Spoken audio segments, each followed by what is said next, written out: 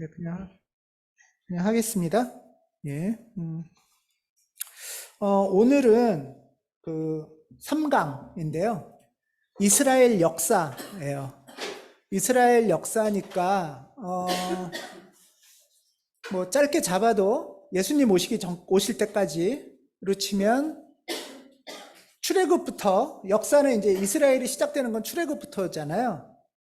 탈출해서 나라가 생겨야 시작이니까요. 예, 출애굽부터 예수님까지가 한 대략 한 1300만, 1500년? 길게 잡으면.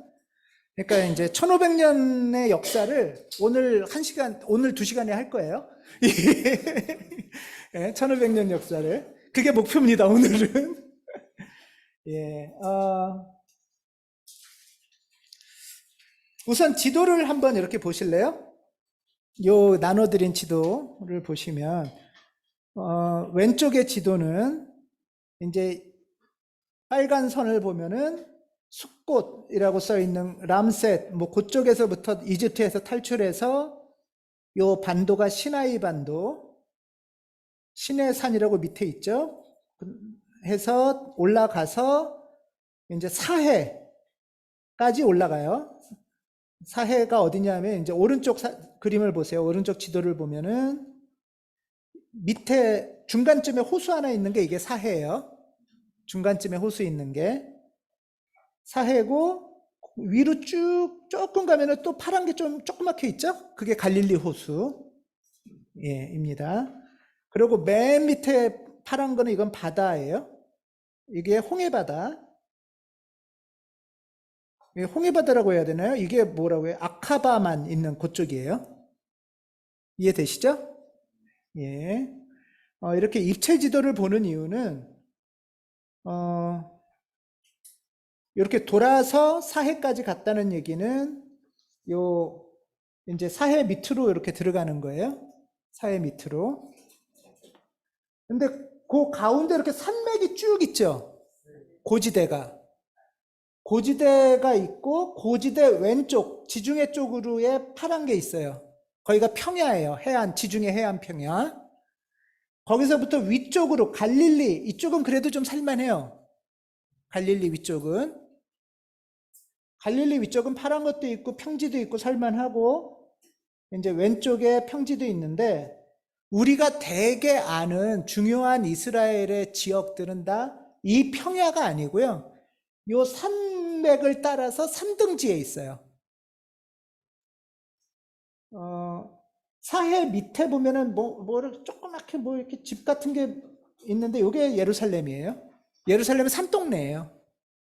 네, 예루살렘 산동네고, 그 위로 조금 올라가면 또 뭐가 있어요. 그게 다 이제 사마리아. 그것도 산동네죠. 그래서 이스라엘은 사실 이런 산동네예요. 예, 산동네에 있는 거예요. 요렇게. 그러니까, 이제 요거는 이렇게 한번 눈으로 여겨보세요. 눈으로 여겨보시고, 조금 이따 말씀을 드리겠지만, 한번 그려봐야 되겠네요.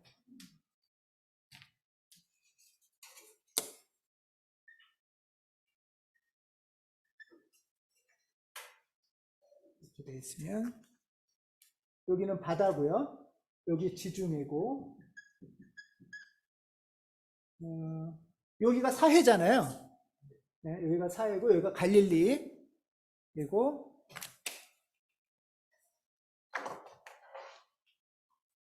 여기에 한 요 정도가 아주 높은 이렇게 산맥이에요. 산맥, 고산지대예요.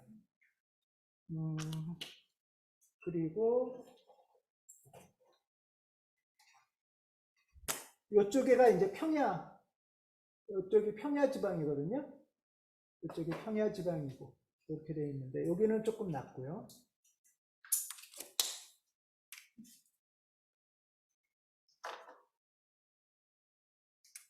예루살렘은 어디냐면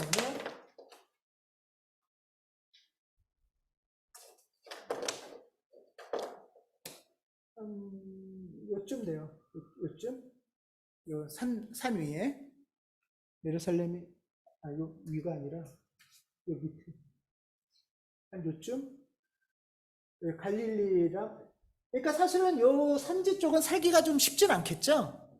네, 살기가 쉽진 않아서 이제 이스라엘이 와서 정착할 때 요런 데까지 다 하고 싶었는데 다 못했어요. 여기에 사는 동네 사람들을 뭐라고 부를까요? 블레셋. 성경에 보면 블레셋이란 말이 나오는데요. 요 평지에 사는 사람을 블레셋이라고 성경에는 이제 해요. 이쪽 동네 사람들을. 블레셋에서 나온 말이 팔레스타인이에요. 팔레스타인. 이 동네를 팔레스타인이라고 부르죠. 예, 블레셋에서 나온 말이에요. 예, 팔레스타인.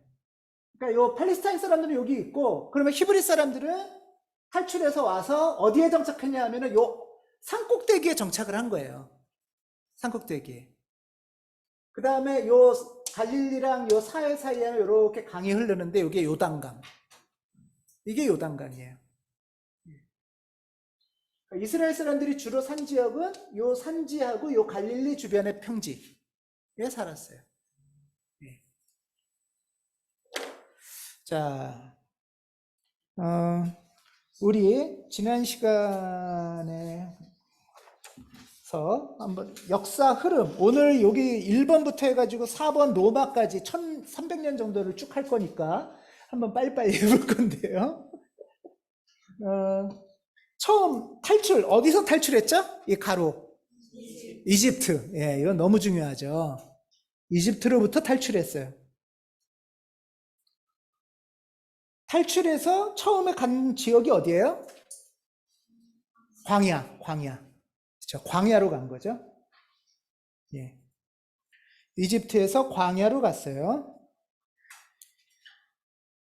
이 광야에서 중요한 게 광야 기간 동안에 무슨 일이 있었죠?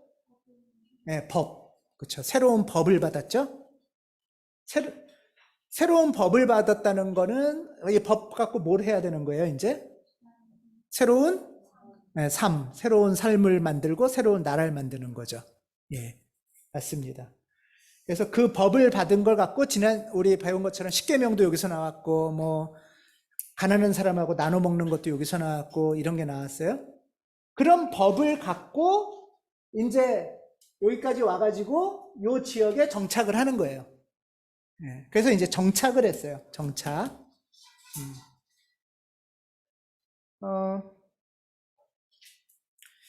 이 정착의 목표는 바로 새로운 나라를 만드는 거죠. 이집트에서 나와가지고 거쳐서 그러니까 최종의 목표는 하나님이 그렇게 탈출을 시킨 이유는 새로운 나라, 하나님 나라라고 부르는 거죠. 하나님 나라를 만드는 거예요. 하나님 나라.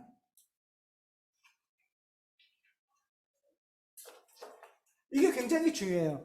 이집트에서 탈출해서 여러 과정을 거쳐서 탈출한 최종의 목표는 하나님 나라를 만드는 거예요.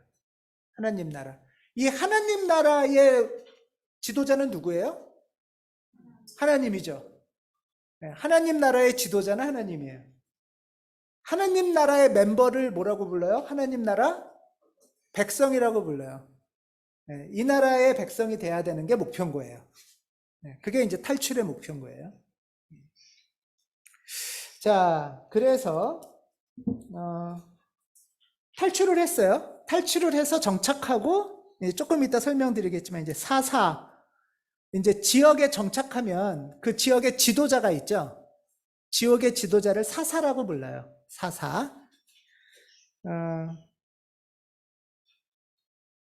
성경 목차도 한번 같이 보실래요? 성경 목차를 한번 펴서 보시면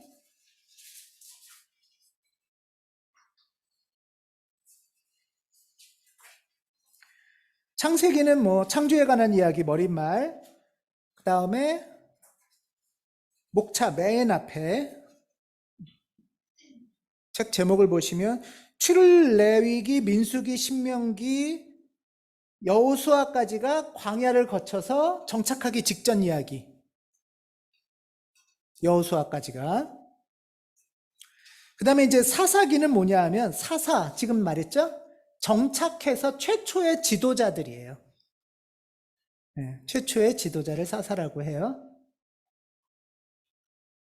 그 다음에 룻은 빼고 사무엘상, 사무엘하, 열왕기상, 열왕기하, 역대상하는 빼고 에스라, 느헤미야까지를 역사서. 여기까지가 쭉 역사서예요. 오늘 이걸 하겠다는 거예요. 예. 예, 쭉쭉 해볼게요. 예. 자, 여기 가로 한번 볼게요. 사사 다음에 사울이라는 왕이 있어요. 이스라엘의 유명한 왕 사울. 사울 다음 왕이 누구죠? 다윗. 다윗 들어보셨나요?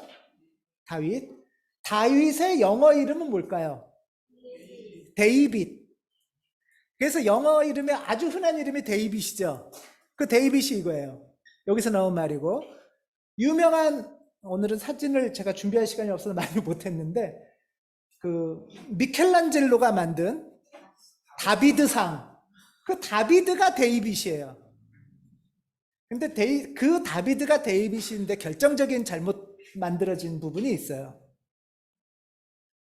뭘까요? 혹시 미켈란젤로가 만든 다비드상을 보신 적 있으세요?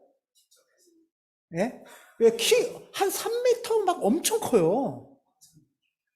아, 직접 봤는데 기억이 안 나세요? 여행을 헛가셔요. 이게 다비드가 이제 그 데이빗이 그 골리앗하고 싸우는 장면이에요. 그래서 어깨에 그 돌멩이를 메고 있는 조각이에요.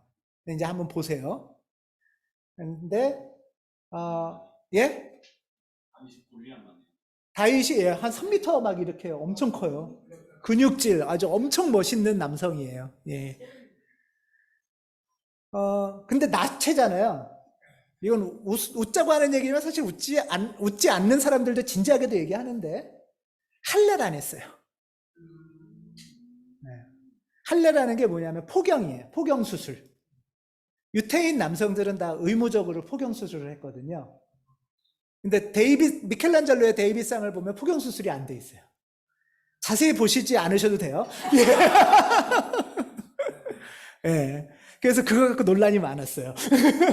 엄청난 예술 작품, 뛰어난 작품인데. 어쨌든 그 데이빗이 여기 사울 다음에 위대한 왕이 다윗. 다윗 다음에 유명한 이름이 누굴까요? 예, 솔로몬 다 들어보셨죠? 예, 뭐 일일 공부에도 나오고 수학을 잘하는 뭐 창의지성 솔로몬 뭐 이런 것도 있고. 솔로몬이 있어요. 그래서 이스라엘의 제일 중요한 왕은 3명이에요. 사울, 다윗, 솔로몬. 네. 사울, 다윗, 솔로몬. 솔로몬 다음에 이스라엘은 남북이 분단돼요. 남북이 분단돼 버려요. 그래서 이제 3번에 보면은 북이스라엘은 721년에 아시리아, 메소포타미아 지역에 이제 신흥 강대국. 기원전이란 말이 이렇게 나와야 될 거예요. 예, 다 기원전이에요. 다 BC예요. 네. 여기 이 메소포타미아 지역의 신흥 강대국 아시리아가 쫙 커지면서 이제 여기가 분단됐다고 그랬죠? 남북이 분단됐을 때 이 북쪽을 쳐들어가서 기원전이에요. 721년에 북쪽이 망해요. 그 다음에 그러면 이제 얘네는 아시리아 없어지고 뭐 이러다가 그 다음 신흥 강국으로 또 쫙 크는 게 바벨론 제국. 다 제국 중에 이집트 제국, 아시리아 제국. 요즘 우리 시리아라는 나라 있죠? 시리아도 원래 아시리아랑 연결된 거. 아시리아, 아수르 다 같은 말이에요. 시리아.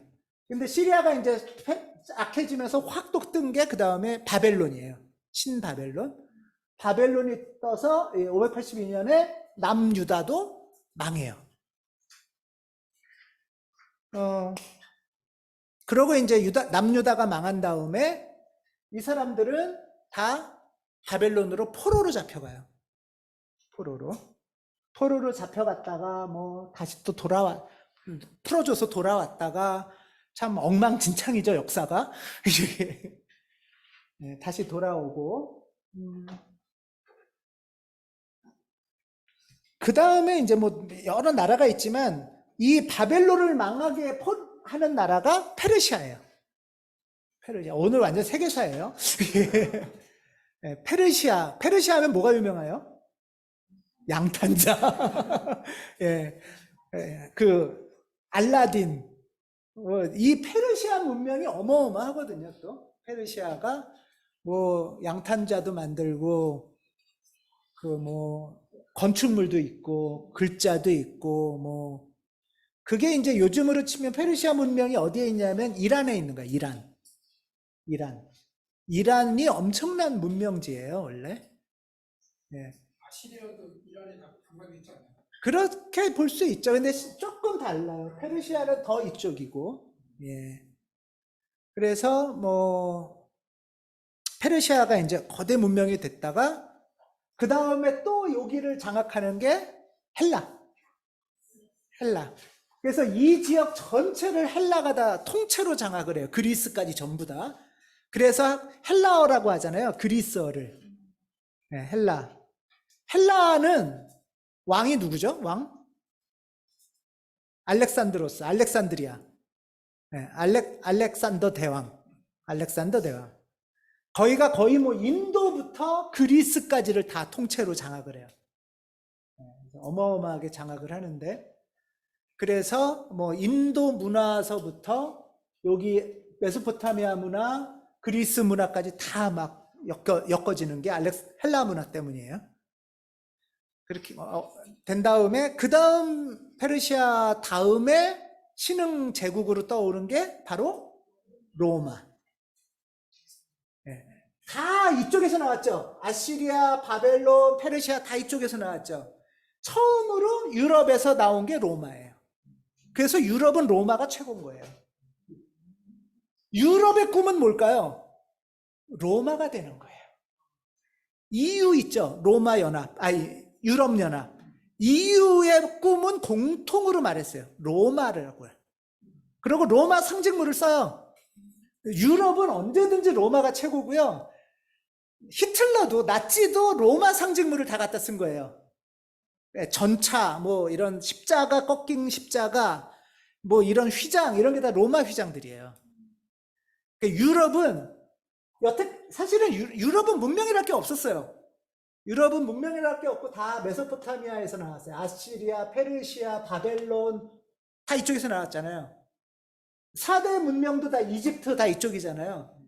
여기는 다 야만족이었거든요. 야만족이라는 게 뭐 문화도 언어도 없고 아무것도 없다는 거예요. 그러다가 이태리 로마에서 처음으로 문명이 나왔어요. 그래서 거기가 이제 장악을 하죠. 그게 로마 제국이에요. 그러니까 유럽은 늘 꿈꾸는 게 우리가 언제 로마가 다시 돼볼까? 이거거든요. 우리는 그리고 나름대로 여기는 그런 뭐라 그럴까요? 동맹의 한 뿌리가 있어요. 그래서 기독교가 한 그룹이 될 수 있는 거예요, 로마는. 사실. 자, 이렇게 페르시아, 헬라, 로마를 얘기할 동안 이스라엘은 거의 뭐 이제 이런 대규모 역사 속에 이스라엘은 거의 역사라고 할 수도 없을 만큼 찌릿찌릿하죠, 사실은. 예. 그렇습니다. 우선은 이렇게 전체 흐름을 한번 보는 게 좋아요. 이집트 제국이 있었는데 이스라엘이 이집트 제국에서 탈출했어요. 하나님을 믿고 하나님의 인도로 탈출했을 때는 이집트 제국처럼 되는 게 아니죠, 목표는. 이집트 제국처럼 되는 게 아니기 때문에 이 제국과는 다른 법, 제국과는 다른 삶, 그걸 갖고 제국과는 다른 어떤 나라를 만드는 게 목표예요. 그래서 이스라엘이 이제 여기 이 지역에 정착을 하는 거죠. 정착을 했는데, 그래서 정착했을 때 이제 사울, 다윗, 솔로몬, 다윗을 기원전 1000년 정도로 봐요. 그냥 대략 기준이지만 이렇게 연도를 알면 도움이 되시는 분들은 적어 놓으셔도 돼요. 기원전 1000년, 이거 여기도 거의 뭐 우리로 치면 언제쯤일까요? 우리는 기록된 역사가 없죠. 기원전 1000년은 남아있는 게 별로 없죠. 네. 이제 다윗이 한 기원전 1000년쯤 되고, 그다음에 721년, 582년, 그 다음에 페르시아가 한 350년, 아니 450년 기원전, 그 다음에 헬라가 한 330년, 그 다음에 로마가 이스라엘을 장악한 게 기원전 63년이에요. 기원전 63년.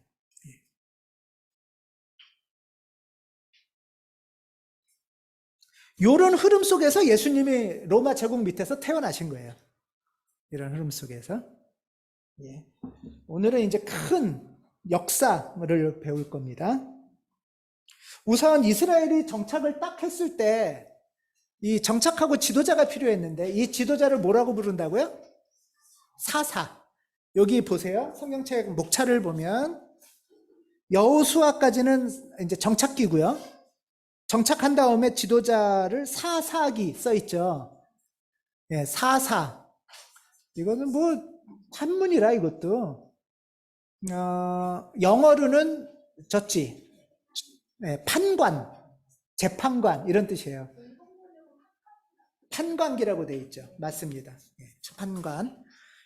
평소에는 이 사사는 뭐냐 하면은 평소에는 지도자가 필요 없어요. 평소에는 각자 농사 짓고 살면 되는데 지도자가 필요할 때는 두 가지예요. 네, 바깥에서 외적이 쳐들어올 때는 지도자가 있어야 되겠죠. 그래서 야 우리 모여라 해서 모여서 외적을 막을 때 또 하나가 지도자가 필요할 때가 있어요. 네, 내부적으로 갈등이 있을 때 재판이 일어나야 되잖아요. 그럴 때 판사 노릇하는 게 사사인 거예요. 그랬다가 갈등이 풀어지면 네, 다시 자기는 자기 농사 지러 가는 거예요. 그러니까 판사가 1년에 몇 번 재판 지내고 나머지는 농사 지러 가는 거죠. 네, 월급 받지 않고. 그게 사사예요. 사사 중에 우리가 아는 사사가 한 명 있어요. 누가 있을까요? 네? 유명한 사사. 삼손. 삼손이라고 아세요? 삼손과 데릴라. 머리카락을 길면 힘이 세지고 머리를 잘라버리면 힘이 없어지고 이런 전설의 인물이 사사예요. 자, 이 사사는 어떻게 인형이 머리 세겠다고? 힘 세겠다고 머리가 길어서? 큰일 났다 이제. 이 사사는 평소에는 필요 없잖아요. 지도자가. 외적이 쳐들어오거나 갈등이 생기면 하나님의 영, 성령, 오늘 보혜사 배웠는데 보혜사는 예수님 이후에 갑자기 온 게 아니라 처음부터 성부 하나님, 성자 하나님, 성령 하나님이 같이 계시다고 보통 얘기를 해요. 성령 하나님이 특히 계세요. 계시다가 근데 구약 시대에는 모든 사람한테 성령이 다 임하진 않아요. 특별할 경우에 특별한 사람한테 성령이 확 임해요. 그러면 이 사람이 확 지도자가 되는 거예요. 영을 딱 받고 힘이 빡 생기는 거죠. 이런 지도자를 뭐라고 불러요? 카리스마틱 지도자라고 하는 거예요. 카리스마가 거기서 나온 거예요. 네, 카리스마틱이란 말이. 그래서 이제 지도를 하는 거예요.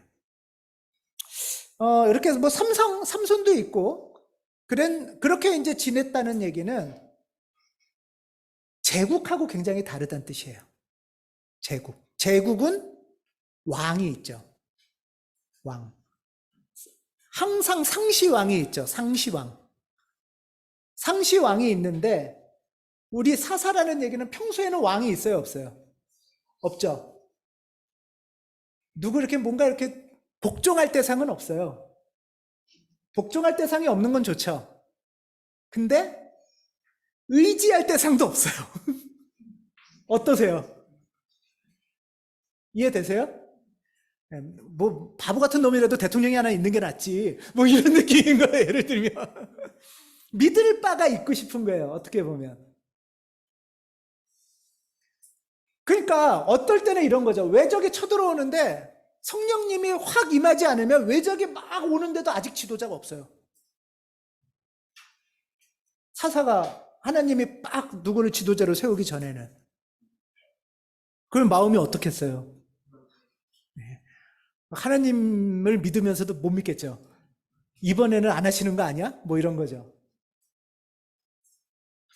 이런 게 평소에는 근데 뭐 평소에는 그런 지도자 없으면은 뭐 내 맘대로 살고 평등하고 좋잖아요. 그런데 한편으로는 누군가 의지하고 싶은 마음, 우린 두 마음이 있는 거죠. 사사기가 그런 시대예요. 네, 사사기가. 이런 시대에 있다가 여러분 같으면 그러면 왕이 있는 게 좋아요? 사사가 있는 게 좋아요? 사사. 이성호 선생님은 왕 말 별로 듣기 싫죠. 근데 한편으로는 막 불안이 막 생겨. 불안 요소가. 막 동요도 일어나는데도 하나님의 응답이 없으면 그걸 어떻게 해야 될지 모르는 거죠. 이런 과정이 사사기인 거예요. 이게 이집트 제국하고는 틀린 거죠. 예를 들면. 다른 나라라는 거예요. 바로. 이집트 제국은 상시 왕이 있죠. 왕궁도 있고 성전도 있고. 근데 이건 그게 없잖아요. 그러다가 사무엘상 8장 5절. 이제 이쪽에부터 하나씩 좀 보겠습니다. 이쪽에 보면 사사 대 왕. 사무엘상 8장 5절.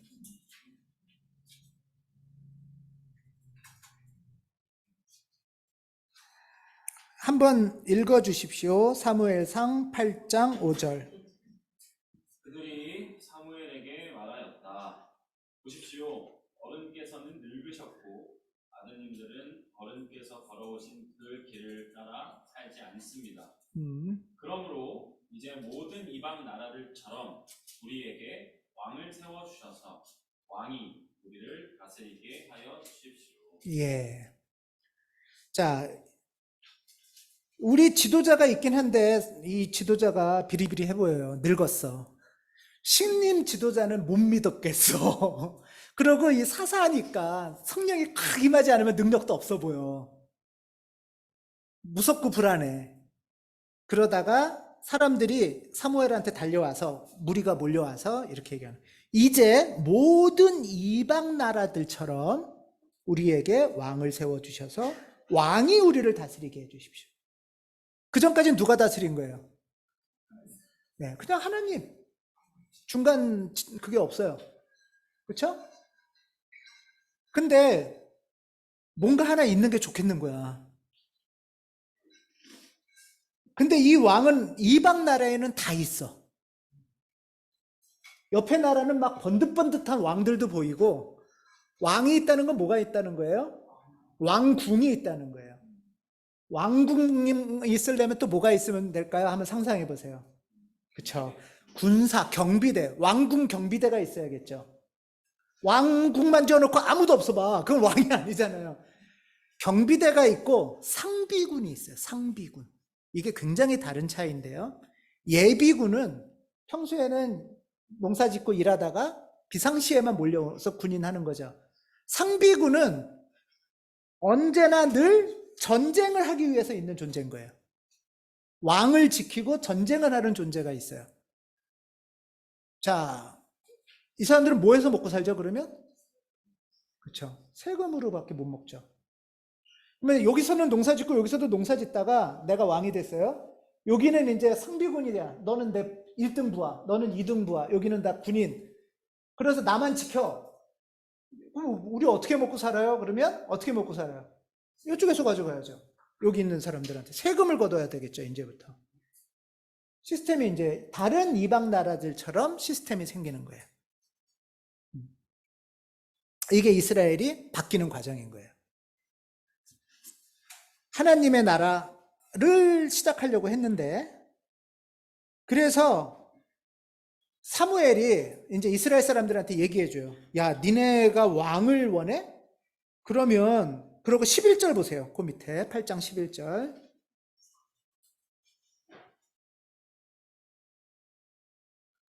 예, 요것도 한번 읽어주십시오. 당신들을 다스릴 왕의 권한은 이러합니다. 그는 당신들의 아들들을 데려다가 그의 병거와 말을 다루는 일을 시키고 병거 앞에서 달리게 할 것입니다.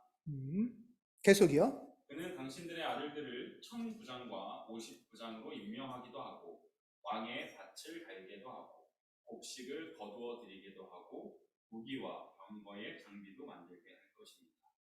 그는 당신의 딸들을 데려다가 향유도 만들게 하고 요리도 시키고 빵도 굽게 할 것입니다. 그는 당신들의 밭과 포도원과 올리브 밭에서 가장 좋은 것을 가져다가 왕의 신하들에게 줄 것이며 당신들이 둔 곡식과 포도에서도 열의 하나를 거두어 왕의 관리들과 신하들에게 줄 것입니다. 11조죠. 예, 계속. 그는 당신들의 남종들과 여종들과 가장 뛰어난 젊은이들과 나귀들을 끌어다가 왕의 일을 시킬 것입니다. 그는 또 당신들의 양떼 가운데서 열의 하나를 거두어 갈 것이며 마침내 당신들까지 왕의 종이 될 것입니다. 마지막. 그때야 당신들이 스스로 택한 왕 때문에 부르짖을 터이지만 그때에 주님께서는 당신들의 기도에 응답하지 않으실 것입니다. 예. 왕과 상비군과 중앙 시스템이 생기면 이런 일이 생길 거라는 거예요. 니네 이런데도 왕을 원해? 그런데도 이스라엘 사람들은 왕을 원했어요. 예. 자, 이게 참 어렵죠? 예. 어떠세요, 여러분들? 다른 나라들은 다 왕이 있어요. 상비군도 있어요. 예, 힘이 세요. 우리는 어떻게 해야 되죠? 우리도 항공모함과 핵무기가 있어야 남들 다 있는데, 그렇죠? 예.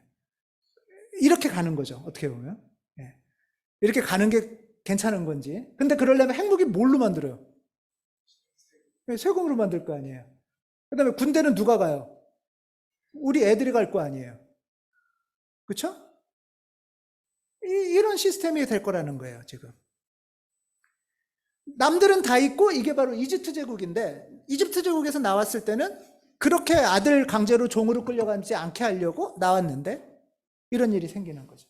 이스라엘의 역사가 이렇게 왜곡되기 시작을 하는 거예요. 그래서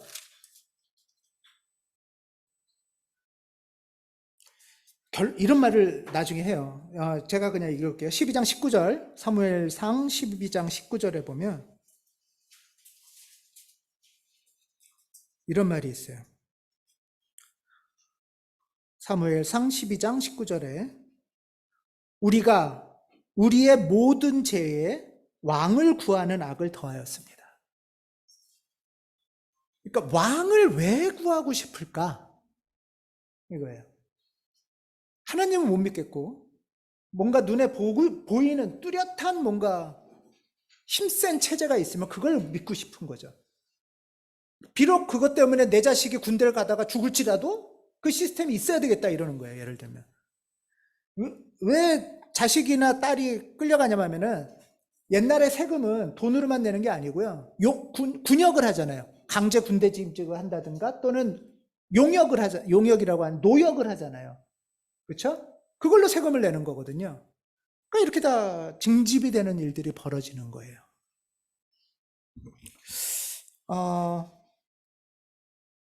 이런 시간들을 거쳐서 그래서 제가 이쪽에 맨 처음에 사사대 왕 이렇게 써놓은 거예요. 사사대 왕. 이게 이스라엘의 첫 굴절기라고 할까? 시험기죠.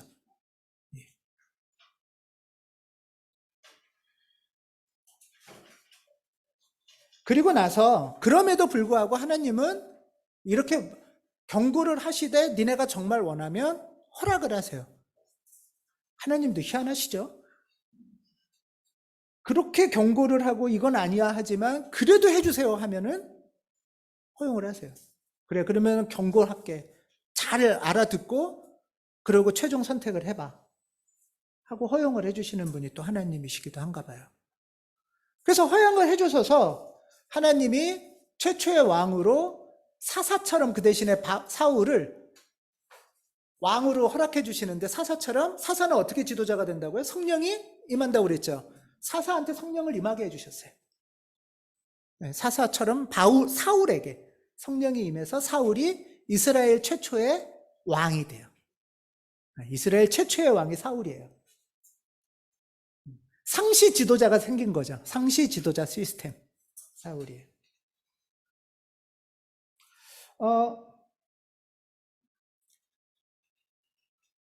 그래서 사울이 이제 성령의 감동을 받아서 하나님이 임하셔서 지도자가 돼서 이제 이스라엘을 다스려요. 이스라엘을 다스리는데 이야기에 보면은 사울이 나중에 이렇게 막 잘못해요. 지도자를 잘 못해요. 사사 같으면 어떻게 잘 못해도 상관없어요, 사실. 지도할 때만 하고 아닐 때는 평민이니까. 근데 왕은 잘못해버리면 나라가 막 안 좋아지잖아요. 그러니까 위험해지는 거죠. 그래가지고 사울이 근데 잘 못해요, 나중에는. 그래서 그 다음에 사울 다음에 왕으로 세우는 걸 사울 아들을 시키지 않아요. 사사와 왕의 차이는 원래 왕은 뭐야? 왕의 자식도 왕이죠. 세습이죠, 그렇죠. 근데 사사 지도의 차이는 세습이 아니라 성령이 임하시는 거거든요, 원래. 하나님이 지도자를 하게 해주시는데, 사울이 잘못했을 때 사울 아들한테 왕을 주지 않으시고 다윗한테 성령이 다시 임하세요. 다윗이 두 번째 왕이 돼요. 다윗이. 여러분 다윗은 많이 들어보셨죠? 예, 다윗 하면 떠오르는 게 뭐 있으신가요? 예, 골리앗, 그건 뭐죠? 예, 이렇게 싸워서 이겼다, 뭐 이런 거예요. 예, 골리앗 이쪽 사람이고, 이 블레셋은 이 주중에 이쪽 문명인이라 철기가 있었어요. 철기. 기원전 1000년에 철이 없을 거 아니에요? 청동기잖아요, 우리. 인류 문명에서 철기가 발생하는 지역이에요, 이 지역이. 그 다음에 알파벳도 여기서 나오죠. 아주 문명이 좋은 데인데 이스라엘 사람들은 그런 철기 문명이 없어요. 그래서 돌이에요. 예. 예, 석기 시대인 거예요. 자, 철기 문명이 있을 청동기는 어차피 원래 석기, 청동기, 철기죠. 그 중에서 청동기는 무기는 아니에요. 청동은 워낙 약하잖아요. 청동은 상징일 뿐이에요. 그래서 철기랑 싸우는 건 돌팔매밖에 없어요. 근데 철기가 무기가 되려면 기술이 굉장히 좋아야 돼요. 무슨 기술이죠? 예, 재련하는 대장장이, 철을 녹이는 고열을 관리할 수 있는 기술이 있어야 돼요. 근데 이 이스라엘의 이 산지 놈들은 시골 놈들이거든요. 이스라엘은 시골에서 산지에서 사는 거예요. 그러니까 여기는 철기랑은 싸움이 안 되죠. 그래서 맨날 지는 거고 도망 다니는 거예요. 근데 이제 다윗이 이긴 거는 돌팔매, 석기로 철기를 이긴 거죠. 이게 굉장히 상징적인 거예요, 여러분. 이 주변에는 다 왕이 있다고 그랬죠. 그러면 이 주변에는 무기가 있다는 뜻이죠. 그 무기는 아까 병거, 병마, 전차 얘기했죠. 말이 로마 전차 끌고 가듯이 그런 철기 문명이 무기 체제인데 이스라엘은 철기 문명 체계가 없을 때예요. 돌팔매하고 이럴 때란 말이에요. 그러니까 이 사람들도 우리도 왕이 있게 해주세요 하는 소리는 뭐냐 하면 우리도 무기를 갖겠습니다, 이 소리예요, 사실. 무장하겠다는 거예요, 무장. 참 이게 이제 쉽지 않은 거죠. 그래서 어쨌든 이 사울은 요 지역이 중심이 되는 지도자고요. 다윗은 요 예루살렘이 중심이 되는 지도자예요. 예를 들면은 우리로 치면은 사울은 의정부 출신이고요. 다윗은 청주? 이렇게 동네가 달라요.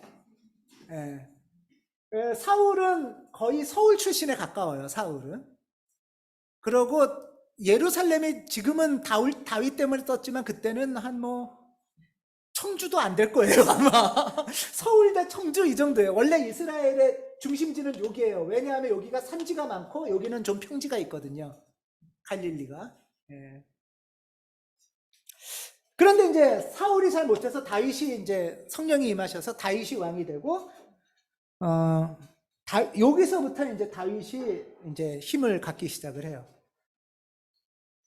그 다음에 다윗에서 또 기억나는 거 있으세요? 예, 밧세바의 아내가 아니고 밧세바 여자예요. 예, 예, 이게 아주 이제 다윗의 많은 잘못이 있지만 그 중에 하나가 우리아의 아내를 강제로 이제 범한 거예요. 그랬으니까 이 우리아는 다윗을 그러면 죽이려고 할 거 아니에요. 그렇죠? 이 우리아는 다윗의 뭐예요? 네, 1등 장수예요. 힘이 엄청 싸움도 잘하겠죠. 그러니까 다윗은 우리아를 죽여요. 네, 우리아를 죽이는 거죠. 그래서 우리아를 일부러 전쟁터에 내보내는데 우리아 뒤에 무기 배치를 안 해줘요. 그래서 우리아가 전투에서 죽어요, 그냥. 네. 그러고 우리아의 아내를 다윗이 취하죠. 이 다윗이 이제 뭐 잘한 것도 있고 잘못한 것도 있지만 이건 아주 최악의 잘못된 것 중에 하나인 거예요. 이 우리아의 아내 이름이 밧세바예요. 밧세바. 그리고 다윗과 밧세바에서 나온 아이 이름이 솔로몬이에요. 솔로몬은 비극의 자식이에요. 영광스럽고 지혜롭고 이런 것만 얘기하지만 솔로몬은 비극의 자식이에요. 그래서 솔로몬 하면 어떤 이미지가 있으세요? 솔로몬 지혜의 왕, 예, 지혜. 또 여인이 너무 많아요. 아, 능력자라고요? 예? 맞아요.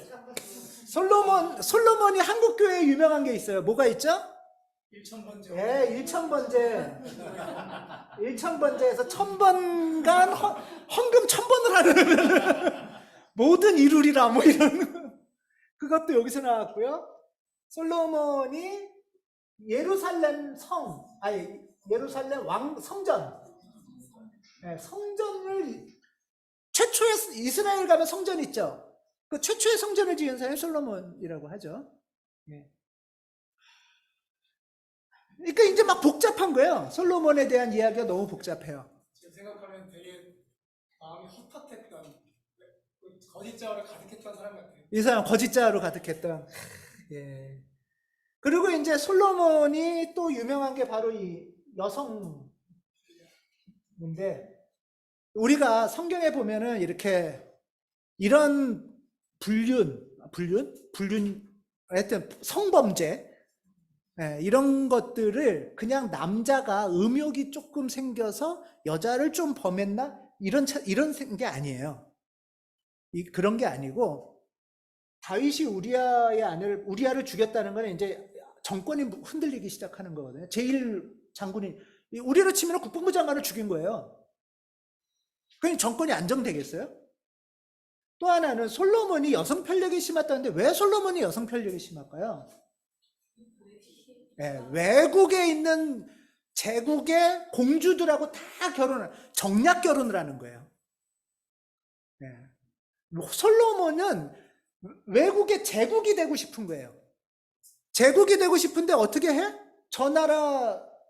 당나라 공주도 데리고 와서 자기 아내 삼고, 뭐 일본 외족 공주도 데리고 와서 셋째 공주 삼고, 뭐 이러면서 막 그 나라 자기가 막 사위가 되고, 그런 식으로 시스템을 만드는 거예요. 그렇게 해서 이 제국들 안에서 자기의 제국을 형성하는 게 솔로몬의 목표인 거예요.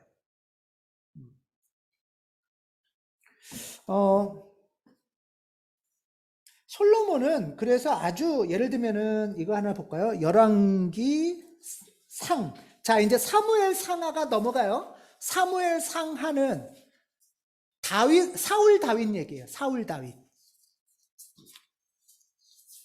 사무엘 상하 다음에 열왕기죠. 열왕기는 뭐냐면 왕 이야기란 뜻이에요. 왕 이야기. 열왕기 상 3장 1절.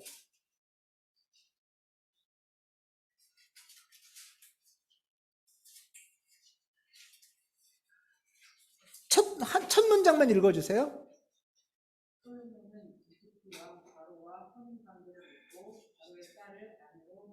예, 이집트의 파라오 딸들도 결혼을 하는 거예요. 이집트가 원래 이스라엘이 어디서 탈출했다고요? 이집트에서 탈출했다고 그랬죠. 이집트 탈출의 목표가 뭐예요? 이집트는 되지 말자. 이거죠. 근데 지금 이집트 파라오의 딸하고 혼인을 한 거예요. 탈출의 목표는 완전히 상실돼 버리고 있죠. 왜 탈출을 하는 거야 도대체 그러면? 이런 일들이 막 생기는 거예요. 열왕기상 11장 1절에서 3절. 열왕기상 11장 1절에서 3절 읽어주세요. 예.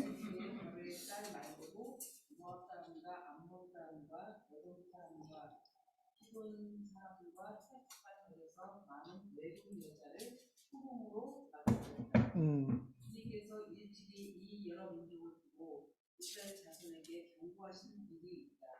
너희는 그들과 결혼을 하고자 해서도 안 되고 그들이 청혼하여 오더라도 받아들여서는 안 된다. 예. 분명히 그들은 너희의 마음을 그들이 믿는 신에게로 기울어지게 할 것이다 하고 말씀하셨다. 그런데도 솔로몬은 내게 여자들을 좋아하였으므로 마음을 돌리지 못하였다. 예. 그는 자그마치 700명의 후궁과 300명의 척을 두었는데 그 아내들이 그의 마음을 사로잡았다. 예.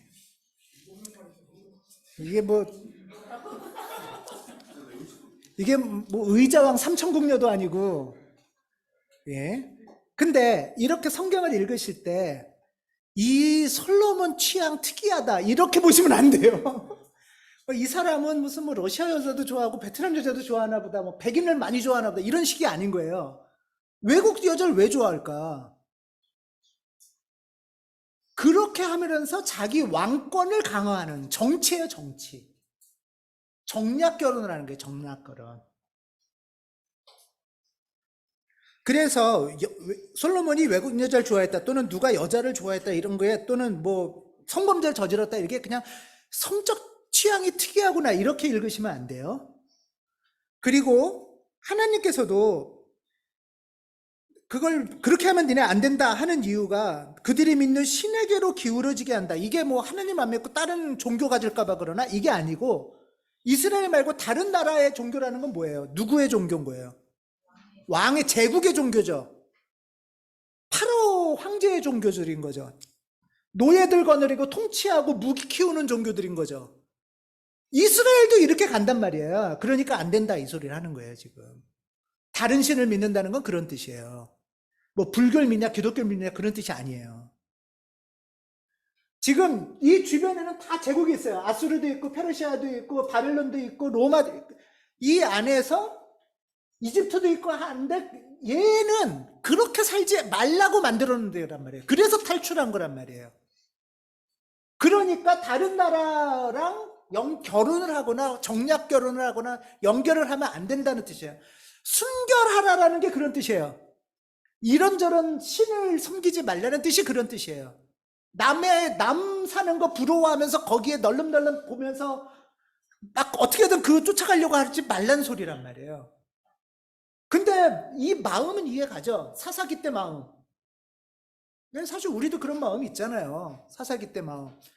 남들은 번쩍번쩍한 황금 전차가 있는데 저게 우리를 언제 쳐들어올지 모르는데 우리도 하나 번듯한 거 하나 있어야 되지 않겠어? 그런 마음 있잖아요. 뭐 우리가 없으면 어떻게든 정략 결혼해서라도 같이 좀 해야 되지 않겠어? 이런 거죠. 그런 게 이제 솔로몬에서는 아주 거의 포기를 한 거예요. 솔로몬에서는 거의 완전히 포기를 했어요. 그리고 이제 솔로몬은 조금 강조를 하는 게, 워낙 우리나라에서 솔로몬이 왜곡되어 있어서, 솔로몬은 이제 요 예루살렘 성전 건축으로 또 이제 아주 어마어마한 역사와 전통을 자랑하잖아요. 그러니까 하나님이 계신 곳을 이제 짓는다. 성전 옆에는 뭐가 있겠어요? 그러면 왕궁이 있겠죠. 왕궁과 성전이 같이 있으니까. 자, 근데 이제 성전을 져요, 짓기는. 그 열왕기 상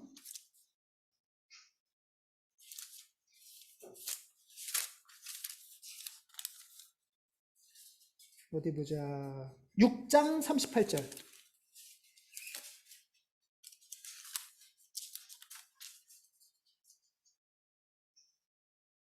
6장 38절 맨 밑에만 읽어주세요. 솔로몬이 성전을 건축하는 데는 7배가 걸렸다. 예, 솔로몬이 성전 건축을 7년에 걸쳐서 하니까 엄청나게 하는 거죠. 예. 그래서 성전 건축한 건 대단한 거예요. 예, 그 당시에 기원전 1000년 당시에 대단한 거죠. 성전 건축하는데 몇 년이요?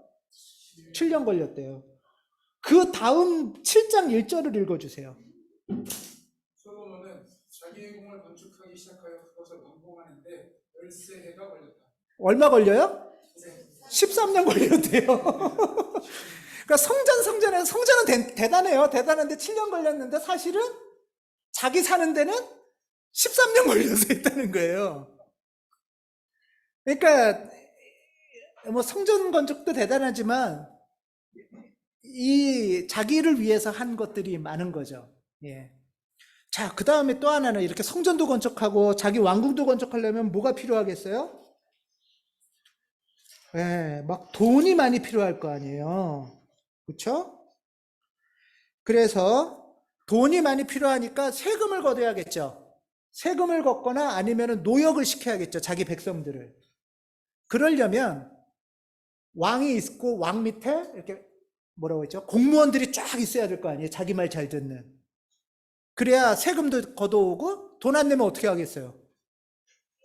때려요. 자, 4장 6절 4장 보세요. 열왕기상 7절. 열왕기상 4장 7절. 솔로몬은 어떻게 해요? 온 이스라엘 지역에다가 관리를 지휘하는 장관 12를 두었는데 동네마다 한 명씩 보냈다는 소리죠. 그들은 각각 한 사람이 한 해에 한 달씩 왕과 왕실에서 쓸 먹거리를 대는 책임을 졌다. 쌀 같은 거 공출해 오는 거죠. 왕궁으로 전국에서. 이런 시스템이 이미 있다는 거예요. 이 당시에도 12개월을 썼나요? 이 당시에도 여기 그렇게 썼던 것 같아요. 예. 이러니까, 그리고 이제 10이라는 게 상징적인 숫자라, 여기는 항상. 이렇게 하고, 여기 보면 6절, 그 앞에 6절 보면, 담당자들이 쭉 나오는데, 봐요. 4장 3절에, 2절부터 볼게요, 2절. 그가 거느린 고급 관리들은 다음과 같다. 제사장이 있고, 서기관도 있고, 역사기록관, 군사령관, 또 뭐, 장관, 개인 자문관, 그 다음에 6절에 뭐라고 돼요? 국내 대신이 있고 강제 노역 책임자가 있어요. 네. 그러면 이 강제 노역을 누가 하는 거예요? 자기 백성이 하는 거죠. 완전히 제국 시스템이 그대로 갖춰진 거예요. 이제 완성이 되는 거예요. 솔로몬은. 결국은 이런 일이 생겨서 솔로몬의 죄악으로 말미암아 솔로몬이 죽고 무슨 일이 생기냐? 반란이 일어나요. 그래서 솔로몬이 생기면서 나라가 둘로 갈라져서 요쪽 밑에는 사실 여기는 지금은 그림을 이렇게 그렸지만 여기는 작아요. 다윗이 있는 지역은 작아요. 요 다윗성이 있는 여기는 솔로몬 아들 르호보암이 왕이 되고 요 위는 나는 니네 아니 싫어. 그래서 여기서 여로보암이라는 다른 왕을 세워요. 그래서 남북이 분단이 돼버려요. 분단이 되는 이유도 이 사람들이 우리 강제 노역 조금 시키고 세금 조금만 거두면 르호보암을 왕으로 했게 했을 때 르호보암이 택도 안 된다는 소리를 하는 바람에 분란이 일어나고 반란이 일어나가지고 분단된 거예요. 네. 자, 결국 그러다가 이스라엘은, 그러니까 이 사실은 이스라엘의 사울, 다윗, 솔로몬의 역사는 참 전체로 봤을 때 전체 왕의 역사도 짧고, 거기다가 실제 왕은 다윗의 자식인 솔로몬부터 시작이 되는 셈이죠. 자기 자식이 왕이 돼야 왕이니까. 그쵸? 그러니까 솔로몬이 거의 최초의 왕이다시피 한 셈인데, 이 솔로몬은 제국처럼 되고 싶어 해서 바로 나라가 이렇게 갈라져 버리죠.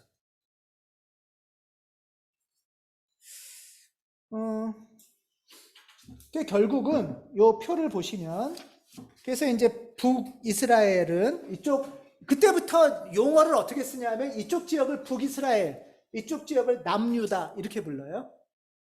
네.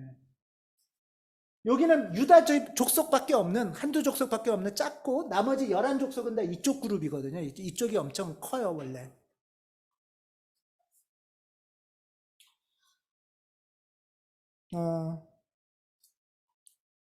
이쪽 그룹이 크고 이쪽은 늘 계속 이쪽하고 좀, 그러니까 여기가 정통왕이긴 하죠. 다윗이 있고 예루살렘이 있으니까. 그렇지만 이쪽 지역은 여기랑 늘 반란의 지역이 되겠죠. 이렇게 되면 반란의 지역이고, 여기가 왕궁도 있고 성전도 있으니까 우리가 정통성이야 할 때마다 니네가 정통성이어서 뭔데 우리 강제로 세금 걷어가는 게 더 있어 하면서, 예를 들면 여기가 조선의 한양이면 여기가 신의주쯤 될까? 뭐 이런 느낌이 있는 이 지역에서 1000년 후에 예수님이 나오는 거예요. 이 피가 있는 거예요. 이 피가. 네. 이 방골의 피가 있는 거예요. 예루살렘 피가 아니란 말이에요. 사실 예수님은. 그렇죠. 그게 이제 이렇게 있는 거죠. 예.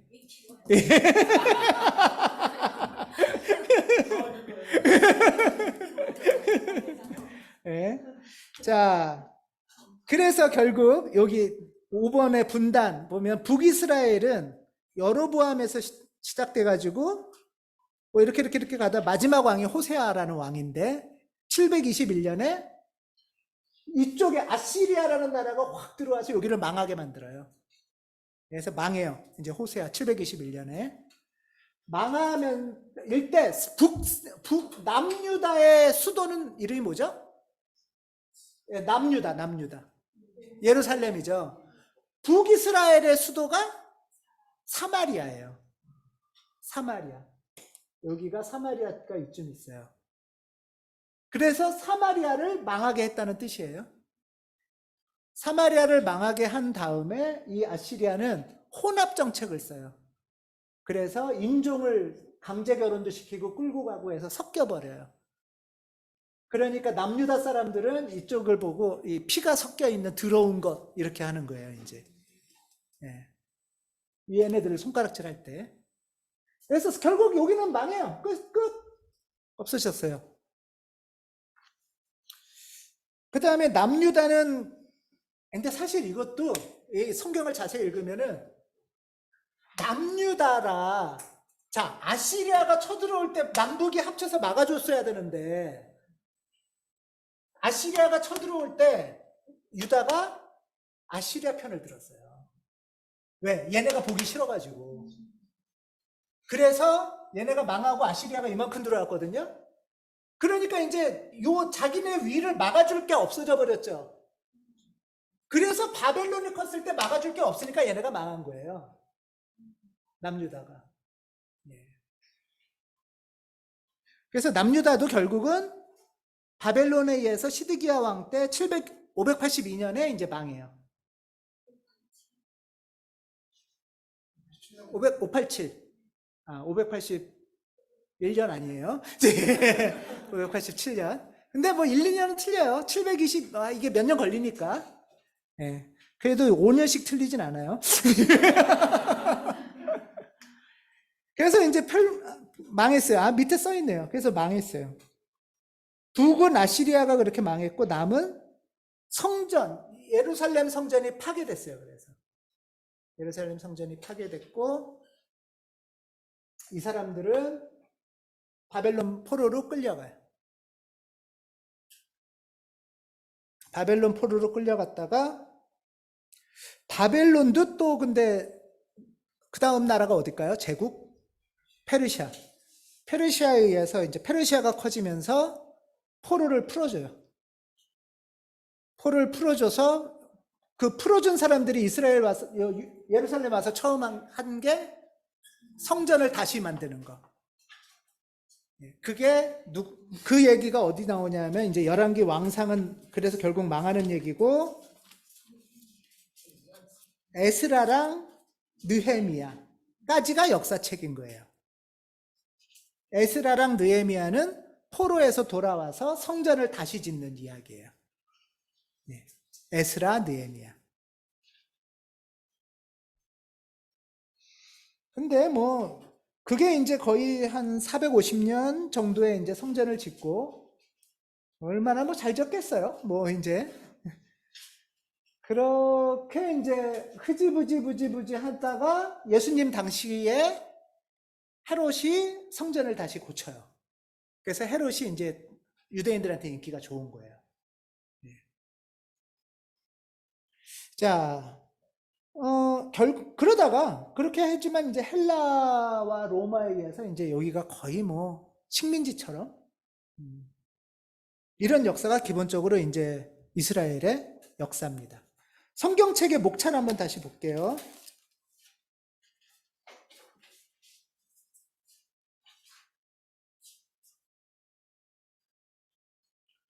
출애굽기, 레위기, 민수기, 신명기까지는 탈출해서 광야 이야기고, 여호수아는 이제 광야에서 벗어나서 정착하려는 이야기고, 사사기는 정착했을 때 지도자 삼손만 하세요. 네, 삼손. 또 사실 유명한 사람이 한 명 있어요. 기드온과 300용사. 예, 이제 그런 사사가 몇 명 있지만 사사는 자기 자식도 사사되는 거 아니죠. 예. 그다음에 사무엘부터 해서 이제 사울, 다윗, 그다음에 누구죠? 솔로몬. 그다음에 이제 열왕기상, 열왕기 하는 왕들 이야기란 뜻이에요. 왕들이 쭉 나와요. 그래서 결국 망해요. 열왕기 하 되면 이제 망해요. 그리고 포로기에 돌아와서 성전을 다시 짓는 이야기가 에스라, 느헤미야. 에스라는 사람 이름이고 느헤미야도 사람 이름이에요. 에스라랑 느헤미야가 이제 열심히 성전을 다시 지었다. 자, 성경 여기까지 읽은 거예요, 우리. 예. 자, 오늘은 좀 지루하셨을 텐데 이렇게 성경 이렇게 역사를 좀 쭉 한번 훑어봤어요.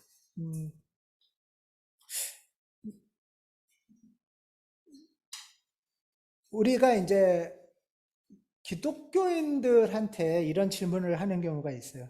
왜 남의 나라 역사를 배우고 공부하고 믿냐? 하는 거였어요.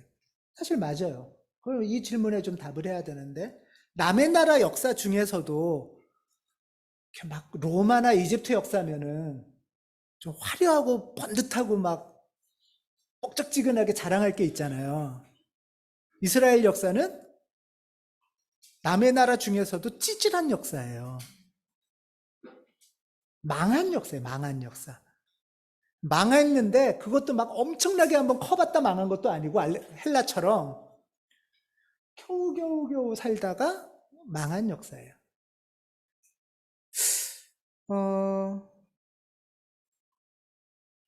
결국 우리 질문은 이제 이런 거예요. 8번인데요. 왜 우리는 이런 패망의 역사인데?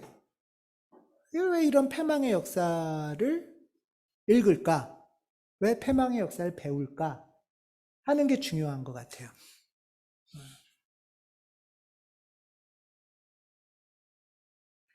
여러분들은 이제 지난 시간에 우리가 이집트 제국으로부터 탈출해서 한 1500년의 역사를 지금 다 해버렸는데,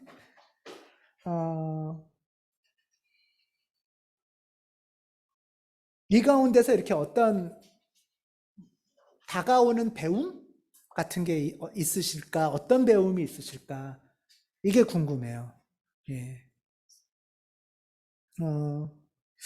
이스라엘의 패망의 역사를 보면서 나한테 다가오는 건 뭘까?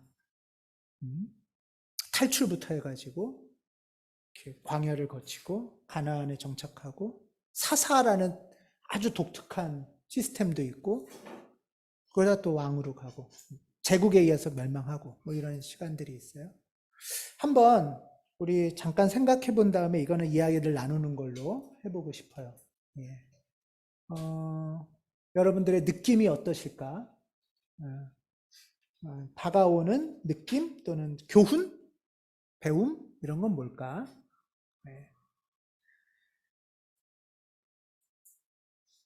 예.